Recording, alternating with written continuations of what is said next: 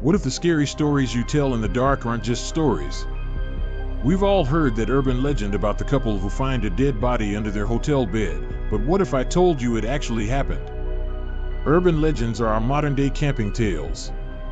They're the whispered warnings between friends, the creepy chain emails of yesteryear, and the viral horror stories that flood our feeds.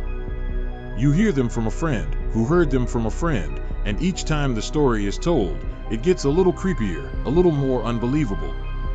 They tap into our deepest fears, the stranger lurking in the dark, a hidden danger in a place that should be safe, the monster that looks just like one of us. We tell ourselves they're not real, just quick thrills to get our hearts racing. But the legends that really stick with you, the ones that creep into your thoughts long after the lights have been turned off, are the ones that are tethered to reality. Tonight, we're going to look beyond fiction to find the real-world horrors that inspired 5 of the most famous urban legends. From the bogeyman who stalked the New York woods to a tragic man whose reality became a ghost story, these tales prove that sometimes the scariest tales are hidden in old newspapers and court records. So, brace yourself, because the truth is often much scarier than fiction. Of course, here's the narration and images for your story, presented scene by scene. What if the scary stories you tell in the dark aren't just stories? We've all heard that urban legend about the couple who find a dead body under their hotel bed, but what if I told you it actually happened? Urban legends are our modern-day campfire tales. They're the whispered warnings between friends, the creepy chain emails of yesteryear, and the viral horror stories that flood our feeds. You hear them from a friend, who heard them from a friend, and each time the story is told, it gets a little creepier, a little more unbelievable. They tap into our deepest fears, the stranger lurking in the dark, a hidden danger in a place that should be safe, the monster that looks just like one of us. We tell ourselves they're not real, just quick thrills to get our hearts racing. But the legends that truly stick with you, the ones that creep into your thoughts long after the lights have gone out, are the ones that are grounded in reality. Tonight, we're looking beyond fiction to find the real-world horrors that inspired 5 of the most famous urban legends. From the bogeyman who stalked the woods of New York City to a tragic man whose reality became a ghost story, these tales prove that sometimes the scariest tales are hidden in old newspapers and court records. So, brace yourself, because the truth is often far scarier than fiction. The story is an absolute classic, a legend that has caused countless travelers to nervously look under the bed the second they receive their hotel key. A couple checks in, excited for a getaway. But as soon as they open the door, they're hit by a strange, horrible smell. They try to ignore it, blaming old plumbing or cleaning products. They open a window, maybe spray some air freshener, but the smell just hangs in the air. As the hours pass, it only gets worse, turning into a sickly sweet, rotten stench that permeates everything. They complain to the front desk. Maintenance comes, checks the plumbing, finds nothing. The staff offers a new room, but perhaps they're tired, or just stubborn, and decide to stick it out. Finally, unable to sleep, one of them decides to find out where the smell is coming from. Their search leads them to the bed, one of those heavy platform beds. With a feeling of dread, they lift the mattress, and that's when they find it. Tucked into the box spring or hidden beneath the frame is the source of the smell, the decomposing body of a previous guest. It's a horrifying thought, perfectly designed to take advantage of our fear of being vulnerable, of sleeping in a strange bed. It seems like it has to be fake. But this isn't just a story. It has happened, several times, in different cities, to guests who had no idea what they were sleeping on. One of the most infamous cases occurred in July 2003, at the Capri Motel in Kansas City, Missouri. Guests in one of the rooms began complaining to the staff about a horrible smell. Just like in the legend, no one could figure it out. For several days, people went in and out of that room, sleeping in that bed, while the source of the smell was only inches away. It wasn't until maintenance workers were finally sent to deal with the overwhelming stench that they lifted the bed and made the horrific discovery, a man's body hidden inside. The case garnered national attention, proving that the scar. In Staten Island, New York, there's a bogeyman story that parents whispered to their children for decades to keep them from straying into the woods. The story was about a figure named Cropsy. Depending on who you asked, Cropsey was either an escaped mental patient with a hook for a hand, or a madman with an axe. His hunting ground was said to be the eerie, abandoned grounds of the former Willowbrook State School, a place with its own dark history.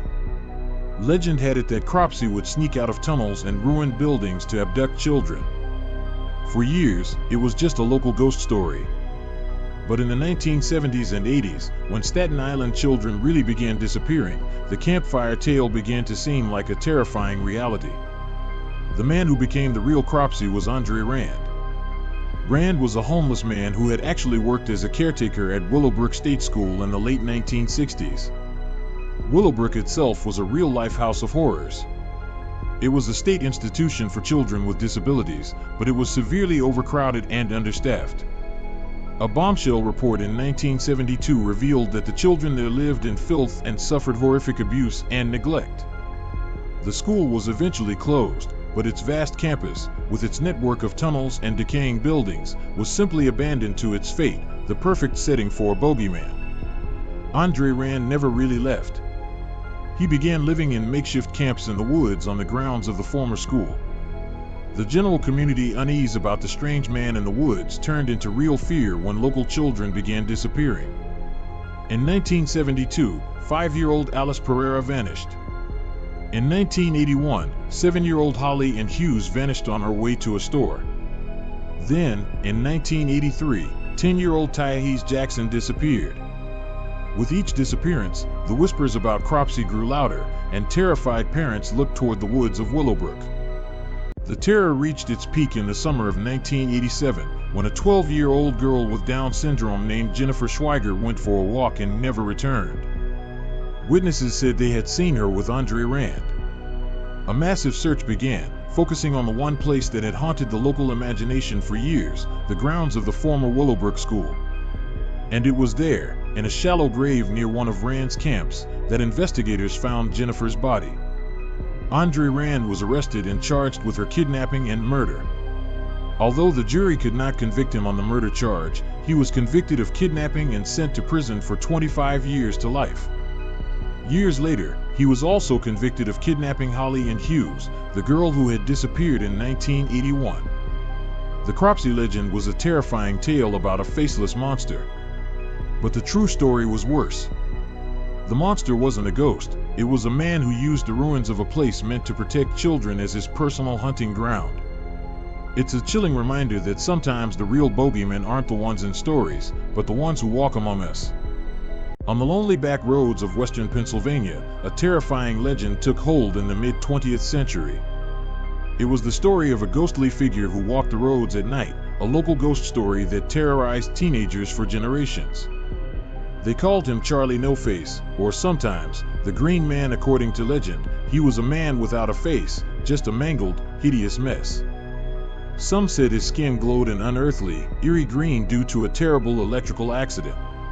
Teenagers would dare each other to drive down the dark country roads, hoping and fearing to glimpse the glowing, faceless man emerging from the woods. They said his ghost haunted a specific tunnel and could stall your car if you got too close. He was a local monster, a specter that sounds like pure fiction. But he was real. His name was Raymond Robinson. And his story is not one of horror, but of incredible tragedy. Raymond Robinson was born in 1910 and had a normal childhood in Beaver County, Pennsylvania. All that changed one day in 1919, when he was just 8 years old. He climbed a pole on a bridge to see a bird's nest, unaware that it carried live high-voltage trolley lines. Ray accidentally touched one of the lines, and the electric shock that coursed through his body was catastrophic. Doctors didn't think he would survive. But he did. The cost of survival, however, was his face.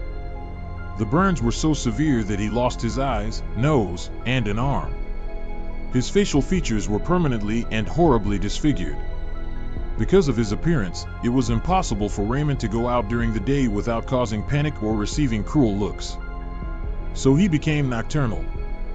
He spent his days inside with his family, making things like wallets and belts to sell. But at night, he would take long, leisurely walks along a stretch of State Route 351 to get fresh air and feel a sense of freedom. This was his routine for decades. Alone and blind, he carefully navigated the road with his cane. And it was on these walks that the legend was born. Drivers, usually cars full of curious teenagers, would see this silent figure on the dark road. In the sudden glare of their headlights, his scarred face looked like something from another world. They didn't see a man, they saw a monster. They gave him cruel nicknames like Charlie No-Face. The name the Green Man likely came from his green clothing, or some fabricated story that the accident turned his skin green. Driving along Route 351 to find the Green Man became a local rite of passage. Some people were kind and stopped to talk to Ray, offering him a beer or a cigarette in exchange for a photo. They knew him as a gentle person. But many others were cruel. They came to gawk, to yell at him from their cars before speeding off. Despite all this, he continued his walks for years. It was his only real connection to the outside world. Raymond Robinson died in 1985 at the age of 74. He was a real person, a man who survived a horrific childhood accident and built a life for himself the only way he could. But to the world, he became a ghost story. The tragic truth of his life was twisted into a legend that painted him as a monster. The story of Charlie Sincara is a heartbreaking example of how fear can turn a person into a myth, and how the real story is often far more tragic than any ghost story. If you find these stories as fascinating as I do, and want to make sure you don't miss our future dives into the strange and unexplained, please take a second to hit that subscribe button and turn on notifications. It really helps the channel, and you'll be the first to know when a new video is posted. Now, back to the disturbing truth behind the fiction. There's no urban legend that causes more anxiety for parents than the tale of tainted Halloween candy. Every October, the age-old warnings pop up: check your kids' candy, throw away anything that looks like it's been opened. The fear is a razor blade in an apple or poison in a chocolate bar, handed out by some sick stranger. For decades, this fear has been a Halloween tradition, and for the most part, experts will tell you this widespread fear is a myth. Most reports turn out to be hoaxes or misunderstandings. But this terrifying legend didn't spring up out of nowhere. It's tied to a handful of very real and very horrific cases. And the most infamous of all involves a monster far more terrifying than a random stranger: a father who murdered his own child and tried to use Halloween to get away with it. On Halloween night in 1974, in Deer Park, Texas, a man named Ronald Clark O'Brien took his two children, 8-year-old Timothy and 5-year-old Elizabeth, trick-or-treating. O'Brien was an optician and deacon at his church, on the surface, a respectable family man. But secretly, he was massively in debt, more than $100,000, and on the verge of losing his job. A few months before that Halloween, O'Brien had taken out huge life insurance policies on his two children. While trick-or-treating, O'Brien later claimed that a house gave him 5 giant pixie sticks. Back home that night, before bed, Timothy asked for some of his candy. His father suggested pixie sticks. He even helped his son open the plastic straw and pour the powder into his mouth. Timothy immediately said it tasted bitter. His father gave him Kool-Aid to swallow. Moments later, Timothy began vomiting violently and went into convulsions. He was rushed to the hospital, but it was too late. Less than an hour after eating the candy, 8-year-old Timothy O'Brien was dead. The cause was potassium cyanide, a deadly poison. An autopsy showed that Timothy had eaten enough cyanide to kill 3 adults, and it was packed into the first few inches of the pixie sticks. Panic gripped the community. Police collected the other 4 pixie sticks O'Brien had. Miraculously, none of the other children, including O'Brien's own daughter, had eaten the candy. O'Brien's story quickly unraveled. The man from whose house he claimed to have received the candy had a solid alibi. Police then discovered O'Brien's debt, life insurance policies, and the fact that he had been asking his co-workers where to buy cyanide. The horrible truth was clear: Ronald O'Brien had poisoned his own son for the insurance money. He had mixed 5 pixie sticks, hoping to kill his own children and perhaps others to make it look like a random attack. The press dubbed him the Candyman. The case sent a wave of fear across the country that cemented the myth of the Halloween sadist for decades. Ronald O'Brien was convicted of murder and executed in 1984. While the fear of strangers poisoning candy is greatly exaggerated, the O'Brien case is a chilling reminder that the legend is not entirely unfounded. It proves that a truly monstrous act occurred on Halloween. But the monster wasn't hiding in the shadows, it was a father, hiding in plain sight. It's probably the most famous cryptid legend in North America. The story of Bigfoot, or Sasquatch, describes a giant, ape-like creature walking on two legs through the vast forests of the Pacific Northwest. But tales of hairy wild men in the woods are ancient. Many indigenous cultures have legends of these creatures, often seeing them not as monsters, but as guardians of nature, a bridge between our world and the wild. In the 20th century, these old legends merged with modern sightings, plaster casts of enormous footprints, and a very famous, grainy piece of film to create the Bigfoot we know today. Although most scientists are skeptical, dismissing it all as hoaxes or mistakes, the Bigfoot legend remains. It's based on the vastness of our wilderness and some tantalizing clues that blur the line between fact and fiction. The modern Bigfoot craze really began in 1958, when a contractor named Ray Wallace found enormous human-like footprints around his Northern California worksite. A local newspaper dubbed the creature Bigfoot, and the name stuck. But the most famous proof came in October 1967. Two men, Roger Patterson and Bob Gimlin, were horseback riding in the Bluff Creek area of California when they said they encountered a large, hairy, bipedal creature. Patterson managed to record about a minute of footage with his 16mm camera before it wandered off into the woods. That brief clip, the Patterson-Gimlin film, is the holy grail of Bigfoot lore. To this day, it is fiercely debated. Skeptics say it's just a guy in a suit. But supporters argue that the creature's gait, visible muscle movement, and body proportions are not human. The film has never been proven or disproven, leaving it in this mysterious gray area that keeps the search alive. While a living, breathing Sasquatch remains unproven, the legend has its roots in a real giant prehistoric ape. For nearly 1 million years, a creature called Gigantopithecus blacki lived in the forests of Southeast Asia. Standing up to 3 meters tall and weighing nearly 270 kilograms, it was the largest primate that ever existed. It was more closely related to orangutans than to humans, but its massive size has led some to wonder if it is the source of all the giant ape men legends. The theory is that a population could have crossed the Bering Land Bridge into North America. While Gigantopithecus fossils have never been found here, the existence of such a creature proves that our world was once home to apes of monstrous size. The legend of Bigfoot draws on ancient folklore, unverified evidence like the Patterson-Gimlin film, and the actual fossil record of a prehistoric giant. It represents our fascination with the unknown, the idea that there are still enormous mysteries hidden in the wild corners of our planet. It's a story that blurs the line between science and myth, reminding us that sometimes the search for truth is as compelling as finding it. From a body in a motel bed to a kind man turned local monster, the line between urban legend and reality is terrifyingly thin. The stories we tell ourselves in the dark don't always emerge from nowhere. They are often echoes of real tragedy, real fear, and real human evil.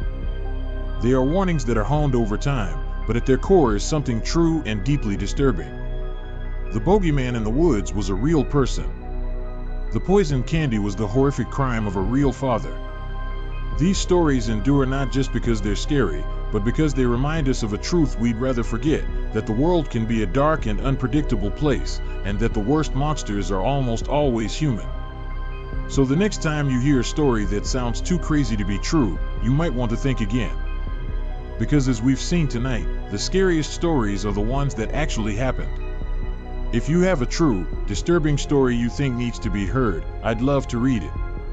You can submit your stories to the email address in the description below. Who knows, your experience might end up in a future video. For more dives into the dark and mysterious, don't forget to like, subscribe, and maybe check out another one of our stories right now. Until next time, stay safe and try not to think too much about what might be waiting just outside the campfire light.